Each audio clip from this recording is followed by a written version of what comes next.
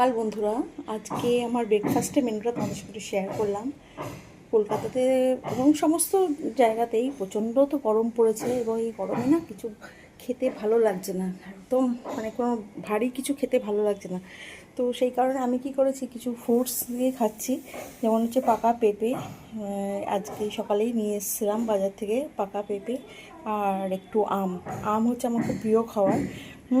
মানে সব ফলই আমি খুব ভালোবাসি খেতে, তো আমটা আমার বেশি ভালো লাগে।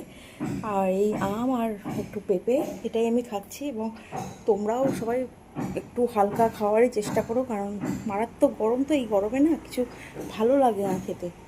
তো এটাই তোমাদের সঙ্গে একটু শেয়ার করলাম। এই আজকে আমার এটাই ব্রেকফাস্ট। আর দুপুরবেলায় হয়তো একটু ভাত আর একটু দই দিয়েই খাবো। কারণ কি, এত গরমে না কিছু ভালো লাগছে না খেতে, মানে ঝোল তরকারি এগুলো মানে খেতে একদম ভালো লাগছে না। তাই তোমাদেরও সবাইকে বলছি, সবাই ভালো থেকো, সুস্থ থেকো, এবং সবাই চেষ্টা করো খুব হালকা কিছু খাওয়ার। এই দু তিনটি মাসে একটু কষ্ট হবে, ধরো মে, জুন, জুলাই, তারপরে আগস্টও থাকবে। অবশ্য কলকাতাতে সবসময় গরম থাকে। তো যাই হোক, তোমরাও এরকমই হালকা খেও, ভালো থেকো, সুস্থ থেকো।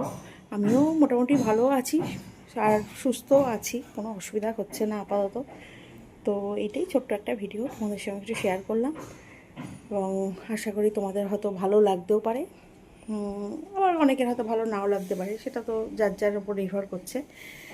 তো এই একটা ছোট্ট ভিডিও, কারণ আমার আপনজন এবং বন্ধু বান্ধবী যারা প্রত্যেকেই যারা আমাকে সাবস্ক্রাইব করেছো, তারা তো আমার এই ফ্যামিলি মেম্বার, তাদের সঙ্গে একটু শেয়ার করলাম। তো তারাও এইভাবেই খেও, যাতে ভালো থাকো, সুস্থ থাকো, এবং হালকা জিনিস খেও। আজকে এই পর্যন্তই ভিডিওটা। যদি ভালো লাগে একটা লাইক কমেন্ট করো, আর না করলেও কোনো অসুবিধা নেই। এইটুকুনি, টাটা। আজকের মতন রাখছি তাহলে, হ্যাঁ, টাটা, বাই।